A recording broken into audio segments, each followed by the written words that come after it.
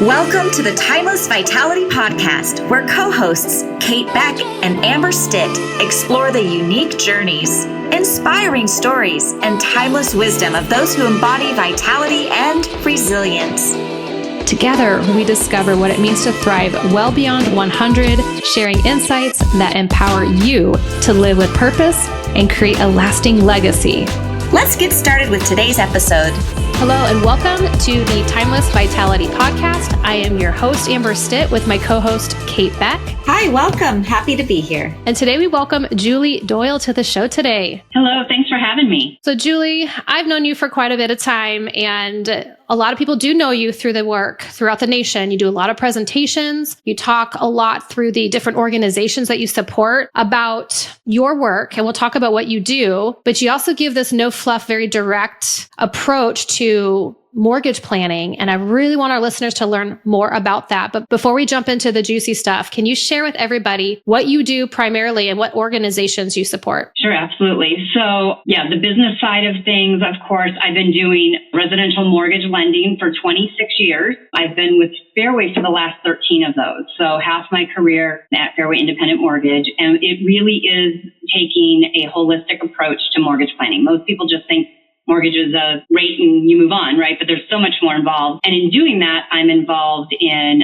Women in Financial Services, which is just an amazing organization of education and collaboration. I'm involved in the National Association of Professional Mortgage Women. I sit as one of their national directors. And it's the same thing on the mortgage side. It's education and collaboration. And you'll find that that's just a theme through my life is educating people and collaborating. Tell us about a challenge that you recently overcame, Juli, either personally or professionally, that may have led to a pearl of wisdom. Oh, the number one conversation that's going on in the real estate world right now is the NAR settlement. So for those not in the world or knowing what's going on, is the National Association of Realtors settled a lawsuit, which kind of threw everything up in the air. It felt like, or it seemed to that community. We went through that during Frank Dodd in 2011. The financial community went through it in 2015. And so it was really nice to be able to come alongside the real estate partners and show them, like, we've all been through this, you'll be okay too, and really bring it down. So we've been able to go out and teach on that and really educate the community, and now real estate professionals, and now educate the actual buyers and sellers on how that is actually a benefit to them when everything felt really scary. So I think that's the pearl of wisdom, is that when things feel like they're turning upside down, there's always an opportunity to learn something and to create a new foundation for the next phase of life. Perfect. Well, you talk about the holistic approach.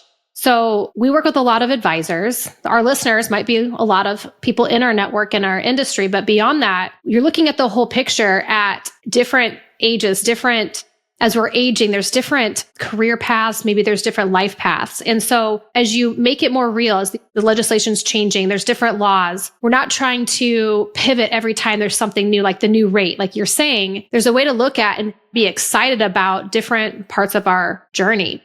And I know you work with a lot of homeowners at different stages, and it's not just one part of the process. You look at this whole picture because you do a lot of presentations. Today, I would love to share to get people excited about where they are today. And there's all different variations in our demographic. Can we talk about those 5 stages that you share with people so we can learn to be empowered with what we have today, but what can we look forward to bring to our own lives and our families? Yeah, for sure. So I do a presentation called the 5 Homes You Will Own, right? And so the first one is that first-time home buyer, right? And what does that look like? And it looks like something different for everyone. And everyone who wants to be a first-time home buyer can be. I have a client right now at 60 that's buying his first home, right? Oh. So, it doesn't matter if you're in your 20s or 60s, you can get your first home. Your second home is typically a step-up home. And a lot of times we use the equity we built and the stability we built with that first home to, buy our step-up home. And this is typically where we live the majority of our middle adulthood, right? And then the kids grow up and you want them to launch and you end up with what we call the kiddie condo, right? I want to buy a property instead of paying, rent to somebody else to continue building life legacy. The other thing that's happening to this generation, and I am part of that, because I have an 85-year-old mom and a 5-year-old son, is the sandwich generation. And so we also have programs that allow you to help your senior parents and still get like an owner-occupied rate, still build your own personal wealth while helping you care for your seniors that are aging, right? And then from there, most people are like, what do I do next, right? I've done my 401k, my IRA, I've bought my life insurance, I've done all these things, but I feel like there's another piece of the financial puzzle, right? And that's where we come in and we say, okay, what about the investment home? And there's different ways to buy investment homes, right? So you've created all of these equity positions. Homes appreciate no matter whether you owe zero on them or you're fully mortgaged. So where does that come into the plan? And now that's home 4, right? And then it's what we call your right size home, your final home, probably the home that you want to age in place. And we show you how you can use the money from all that you've built to still keep working for you. A lot of people want to pay off that mortgage. It's how we were all raised. Pay off the mortgage, be debt free. A free and clear house will keep you safe. I can actually show your listeners, especially your financial planners that really understand how money works, on how actually having a mortgage on the house that doesn't have a required payment will keep your client safer than a free and clear home. So it's really about, as we move through life stages, sitting down and doing the mortgage plan. I meet with my clients at least once a year, even if they're not buying, selling, or refinancing. What's changed in your life? And we love to bring all the financial professionals into that conversation so that we're not having disjointed conversations, we're having one holistic conversation. Yeah, I love that about your approach. So is there a different set of advice for the first home buyer versus maybe the right sizer? Is there like overlap, or is there something that is always like, we have to look at this for every person? Sure. Yeah. So that first time home buyer, they're in excitement, right?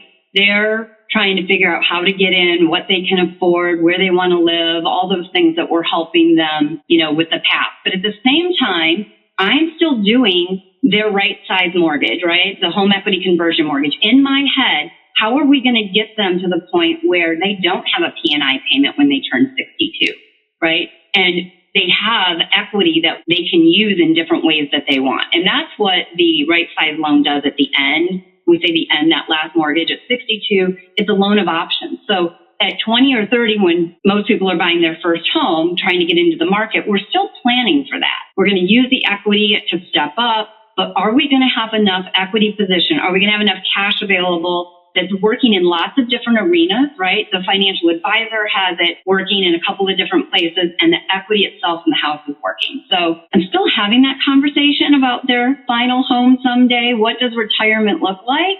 We should be talking about the home as part of that retirement plan early on. A lot of times we start having that conversation at 55, 60, that's okay too. But if I can start having that conversation in their 20s or 30s, it's going to set everybody up for a retirement of choice. Right? We all know retirement looks different to everybody. So if we start having that conversation on what does the home look now that's going to move you through your life to get you to the right size home, it'll benefit everybody involved. I feel like what you're talking about is this buzzword. We just got out of a conference for housing wealth. Can you explain that to the audience to help pull that mindset? Because you're doing this in your consults at the very beginning, looking at 20 years out, even if it's their first time home. So how can we have housing wealth among all the things that are going on in our economy? Absolutely. So a little information that I think really helps identify how wealth is built first through the residential real estate. If we look at everybody who's rich out there, whatever your definition of rich is, yes, they've got different vehicles of investment, but they all started with a house, right? That is usually everyone's first real investment, right? They might be adding to their 401k, but their first real investment is their home. And that's their largest asset and typically their largest liability your entire lifetime, right? So we want to plan for it. We want to manage it. So if we want to talk about the dreaded 2008, 2009, right? This blip of time, no, nobody wants to talk about it, but I'm going to. Do it. This blip of time that everybody wants to point back to. We know that that was just a strange artificial time that no matter if we take the technicals and fundamentals, we're not really ever going to see it. But let's say we do. I like to say worst case, we see it. Best case, we don't. And, life happens somewhere in between, whatever we're planning for. So if we look back at housing prices, I hear right now, housing's too expensive. I'm going to wait for the market to drop. Well, I can technically show you how that's not ever going to happen again. At least, if we had another 2008, 2009, which is like one time in 60 years. hi, are you worried about one time in 60 years? How old are you going to be in 60 years, right? So let's talk about reality. So people say housing prices are too high right now. I'm going to wait for it to drop so I can make a good investment. Okay. Well, you're going to wait another 30, 40 years? Really? You're going to give that up? So if we say, okay, housing prices back to 2008, 2009, when housing prices were at the lowest in our lifetime, right? And we do a simple 4% appreciation between 2008 and 2024. Now, the national appreciation, if we take everybody from high California to a very slow appreciation of Arkansas and everybody in between coast to coast, and we roll them together, national appreciation has not been less than 4.5% in the last 10 years. Okay. So I'm going to get real conservative and say 4% appreciation. Do you know that housing prices today are exactly where they should be at 4% appreciation from 2008 to 2024 if we just do a simple 4% appreciation? So you're not waiting for anything, right? So look at all the appreciation we've missed out if we weren't in the market in the last few years, right? Yes, 2020, 2021 was another blip, but even if we pull that out and we still keep that low 2008, 2009, we still have tons of appreciation. So there's the wealth. We always say the best time to get in real estate was 20 years ago. The second best time is today because you need to start building wealth. And, you know, if you've don't listen to TikToks, but if you've been out listening to TikTok, everyone's like, well, you know, the interest rate on rent's 100%. Yes, it is. So interest rates, when we start looking at mortgage plans, while they're important, it's more about the longevity. Real estate is a long-term investment. Yeah. So let's really put it down on paper, put your goals down and make the two align, right? We don't talk about the fork in the road. We talk about coming together with those. And it's different for everyone because we all have different goals. We have different reasons for wanting to have wealth. And so we want to make sure that our financial plan is aligned with our mortgage plan that's aligned with our goals. And that's where we kind of bring that all together. And real estate is the way that generational wealth starts. You know, if you look at different demographics that don't have home ownership, when they do get home ownership, the next generation is a lifetime difference. And we can prove that with numbers. It's very obvious. That's great. Hey, Julie, I'm curious about the housing market. There's a lot of people right now living multi-generational for one reason or another. And what about the people in the middle who maybe don't have kids, but they live with parents? And what can they do about buying a second house or investment house or dwelling? How would they even start that conversation with a mortgage broker, or if they're wanting to build wealth in alternative ways? What would you say to them? So I do. I get clients that come in and they've moved in with their senior parent, right? The parent owns the home, but essentially they're running the household. They're paying the bills, you know, they're doing that type of thing. So we'll take all of that and we'll look at it and they say, you know, I want to invest in real estate, but I don't want to move into it, right? So there's absolutely ways to do that. And if they have two households, what are they really adding to it? Sometimes they're living in this household, but nobody's really looked at a budget because mom and dad do have money coming in. Their working money's coming in and it's an easy life. So we talk about choices, right? On what do they want? So we can talk about different rentals, whether it's long-term rentals, short-term rentals. Is it this a long-term investment or is it just something I want to create some money for, 5 to 10 years? In this generation, we're having the conversation with, I'm going to stay with mom and dad because it's their home and they're comfortable. But when they pass, I want a house to go to. This isn't where I want to live my retirement out, right? So we can have those conversations. And it's really about the mortgage planning. And that piece of it is long-term. And a lot of people will call the bank. They'll call a mortgage broker. And, you're not buying next week. You're not buying next month. Okay, I'll put you on a drip system and we'll move on, right? And we all know planning shouldn't be done in a 30-day increment. So I have lots of clients that have no intention of doing anything for 5+ years, but we're still meeting every year to make sure that that plan is aligned. So they should be talking to someone who's talking about a long-term plan, not just what loan can I close next month to get a paycheck. That's fine. I need a paycheck next month. That's good too. But, the long-term planning is really important. Rush decisions in anything that we do, whether it's finance, personally, whatever rush decision I make usually doesn't end up being the best decision. And sometimes we have to back up and clean that up. So anything that I can have that's long-term to plan is going to be better for the client, right? They're going to make better decisions when we have tons of education, real facts, not emotions. And when we have time, sometimes we can remove those emotions and just work on facts. And especially for the home buyer, I tell them, if we can do the mortgage plan up front and remove the stress of the facts, when you go to buy the home, you get to play in the emotion. You get to have fun with home buying. You get to have fun with investing because you already know what you can and can't do. You can step into a property and go, yeah, I'm willing to take $50,000 out of my savings and pay $3,000 a month for this house because the energy feels good, or, it's right where I wanted it, versus the stress and pressure of I need to make a decision on this house today and I don't have all of that. So that early planning and really coming through and saying, this is what I want. The truth of the matter is clients come to me a lot, referred over by financial professionals, referred in by realtors. They think they want one thing, but when we do a true mortgage plan, they find that the house they thought they wanted, it's not really that house. It was what it can get for them. So once we put the plan in place, now more houses open up to them, especially my senior clients, right? I'll give you a story. Got a client in Michigan. They have a free and clear house. It's sold for $350,000. They want to move to Arizona. Well, a lifestyle in Michigan for $350,000 in the western part of Michigan is very different than what $350,000 will get you in Arizona. Not lake living. We're not talking lake living. Yeah, no, they're not, right? And so now I can take that $350,000 and show them with different options on how they can actually buy a $500,000 house and still have the same free and clear lifestyle, right? So when I can show them that, that changes what I can do for my retirement years. We used to say the last quarter, but let's face it, everybody's living to 100 these days, at least well into their late 90s. So if we retire at 65, 67, 60, right, we've got a lot more than a third of our life left.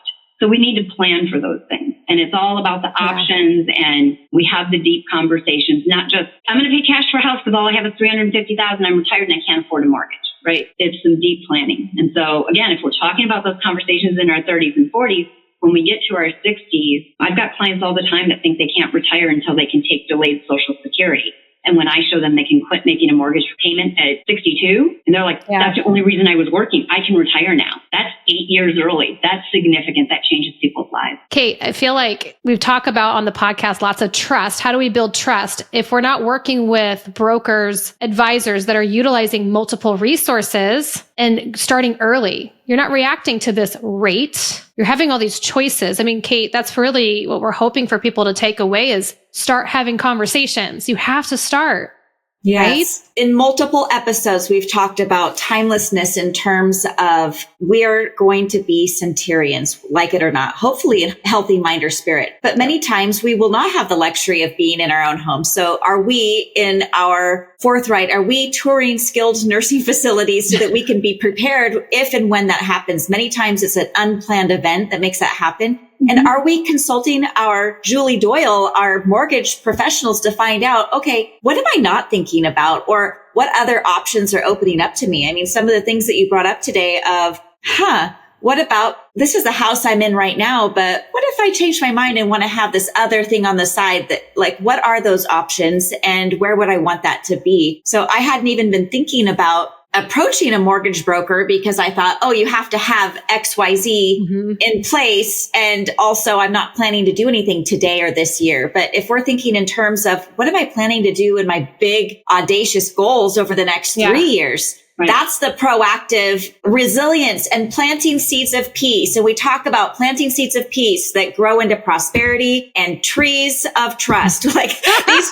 these trust trees with branches that are waving in the wind. And it's like, okay, the rates go up and down, but what is consistent? Right. It's pre-planning and building a community of trust where we're actually thinking outside the box and we're asking professionals without feeling like, I have to decide this today or tomorrow. They're going to push me into this deal. Right. What about this ebb and flow of decision making? And Juli, I wrote down getting a deal. The people that are waiting for the market to correct for the deal is ignoring the 4%, not assumption, the statistic that you're mapping out. Right. Advisors that look at the drawdowns in the market, there's not many drawdowns literally occurring, but yet we live in this mindset of the doom and gloom. So let's even take it a step further. Sometimes there's this negative connotation with the multi-generation, the sandwich generation is like, oh, it's always so awful. Or the younger person that went to college is still living at home. Oh, look at them. They're still doing that. What if this is an opportunity to create generational wealth and legacy because you're just taking some time to see what the options are? Absolutely. And the idea of the kid that just graduated college and they've come back home, right? And everyone's like, oh, here's the thing. I would much rather have them back home, helping guide them, versus sitting in an apartment paying rent, which is throwing money away because it's not being invested anywhere. So I'll give a little tidbit to the parents of those who have college kids that just graduated. I've had multiple clients that have had their kid move back home, and instead of charging them, rent, which is outrageous, they just charge them a small amount, right? And without telling the kid, you never tell the kid, they take that rent and they put it away. And by the time the kid is ready to move out, they say, well, instead of renting, how about a down payment on the house? You are going to take care of your kid living at home anyways. You're going to pay for the food and, whatever else goes on. Maybe they're paying for their own car, hopefully, and their own phone bill, which I still have 30-year-olds that their mom and dad are paying their phone bill. So maybe not. It's just built into the plans now. Yeah, whatever boarding income you get from them, right? You're taking it and you're pretending you never got it and you're putting it in an account. At that point, when they do get ready to move out, or you start having a conversation with them about planning, you can say, hey, I see you've saved $5,000 for your first home. That's great. I've got another $10,000, $20,000 here that you really saved you didn't know you were saving, right? So these are all the different things and why it's a conversation for planning that we have with everyone. When I sit down with a 40-year-old for a mortgage plan, I'm asking them about their parents, right? Because they may or may not realize that their parents need help or that they're going to become the caretaker of their parents, right? They've never had the conversation. So I'll say things like, have you talked to your parents about what their plan is? And they'll be like, no, I guess my parents are okay. Are they really? So these are conversations that we have. It's not just about them, their kids coming up, their parents, it's multi-generational. We don't live without helping each other, right? And that's where the vitality and the longevity comes in. When we all come together and start having open conversations, how can I help you? This next generation, the last generation, without harming myself, right? It's helping everybody. And that's one of the things that people think, Kate brought up, they might need to go into assisted living. I have people all the time that think they have to sell their house because they need the money to pay for assisted living. And we basically come in and show them how they can age in place. And nobody thought they could do that, right? Seniors are moving at a rapid rate. Why we call it right sizing and not downsizing is that most seniors are not really downsizing. They may be moving from 2 stories to 1 story, but they want the nicer amenities. They want the neighborhoods where they can stay active in a house that they can stay and age in place. They want to be able to bring in part-time assisted living and maybe full-time assisted living as they get older, or if there's an event that happens. And having the knowledge of what can be done allows them to take the pressure and the stress off. And what lets us have more vitality, what lets us live to 100?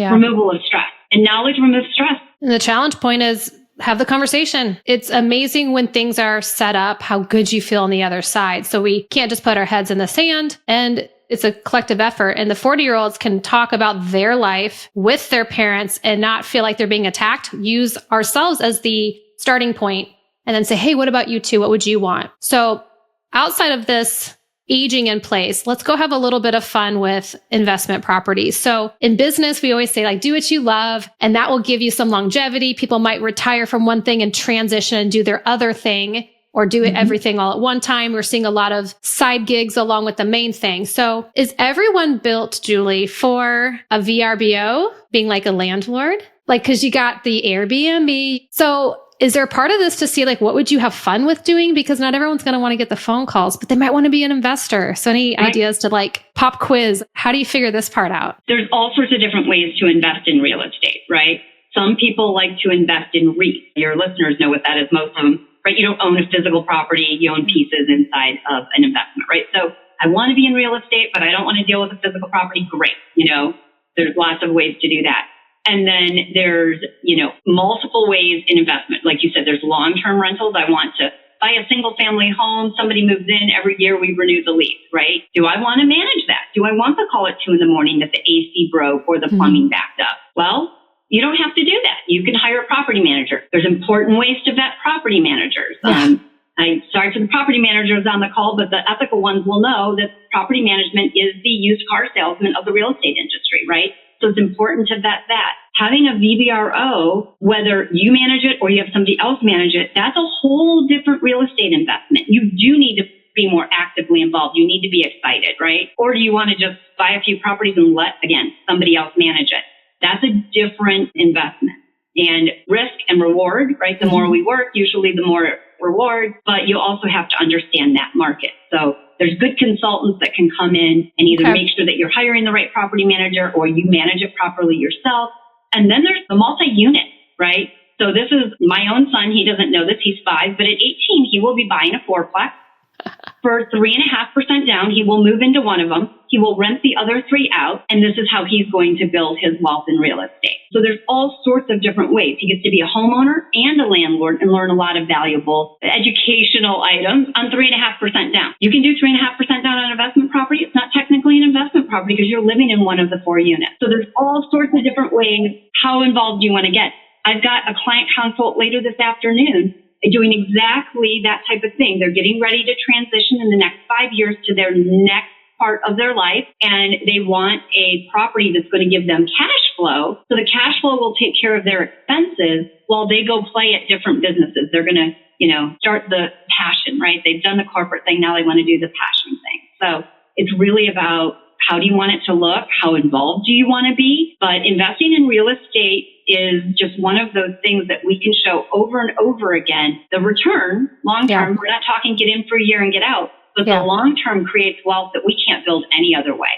Yeah. And it takes the work. There's no quick deal that I think with anything. There's no lottery here. We got to do some of the work to be involved. Right. And your financial professionals that are listening to you, a lot of them don't include real estate in their plan, right? It's always been this separate thing. Well, I'm not licensed in mortgages, so that's a separate thing. And what we do as planners, so some different words have been thrown around, but I really want, if you're not going to call Team Doyle, that's fine. Call a mortgage planner. That's very different than a bank or a broker, somebody who actually understands the planning piece. And with my background, having my Series 763 health, life insurance, and disability, back in the day, I did that. I never worked in that, but I did that to understand part of that holistic picture, right? Because a third or more of somebody's wealth is their home. I need to understand what's going on with the rest of it. And so I'll challenge the advisors on the call too to say, I need to understand what's going on with mortgages.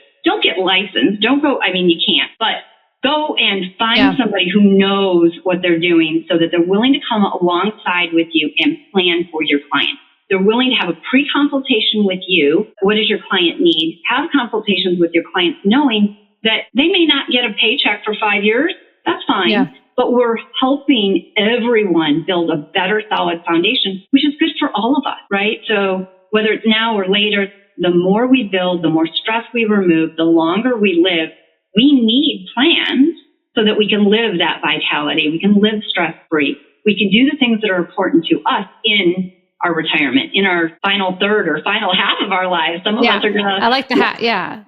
And this really stems into the question that we always ask people, what makes somebody or something timeless? You're giving so many ideas of legacy planning right here. Is there an easy, quick way to answer that question, Julie? I think what makes someone timeless is having options, because every time we move to a new phase of our life, the options allow us to make those decisions. So if we're planning, that will give us all the options in the world. What I want at 60 might be different than what I want at 70 or 80 or 90 or 100, right? So if I'm making sure that my plans lead me to have options so that I can make decisions, I'm not forced into one answer. Yeah. I think that's what gives us timelessness. That's what gives us the vitality to do that. It's the options. Kate, this is like freedom, choice, personal choice. There's control. Control might sound like a bad word, but don't you think that that's the beauty of this? Because we don't know what we're going to want in a decade, because our life might evolve. Like we might know, but we might experience something else and need something else. It's controlled adaptability. Ooh, I knew she'd have one. I love it. I love the resilience factor. Julie, how can our team or anyone's team, our listeners' team, find you? Where are you licensed? Are you nationwide? Are you only in certain states? How can we reach out, celebrate, acknowledge, and appreciate you? Thank you. So our branch covers 26 states, but all of Fairway and 50, and I have strategic partners in those other states that my branch doesn't cover, other Fairway loan officers that I've vetted through their experience, their education, how long they've been with us. Any state can contact me, and then we'll start the mortgage plan and then move them on to one of those other 24 states if it's not one of the ones we cover.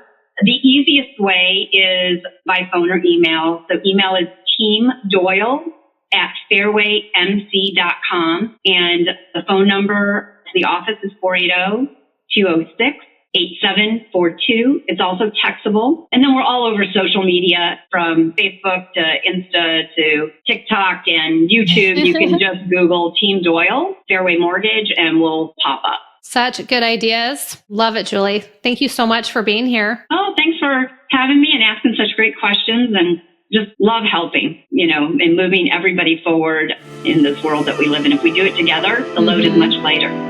Yes. Awesome. Thank you, Julie. What a pleasure. Thank you for joining us on the Timeless Vitality Podcast. We hope today's episode has inspired you to embrace the journey of thriving well beyond 100. Remember, your story is still unfolding, and every step you take adds to the timeless legacy you are creating. Until next time, stay vibrant, stay empowered, and continue living with purpose. We'll see you on the next episode.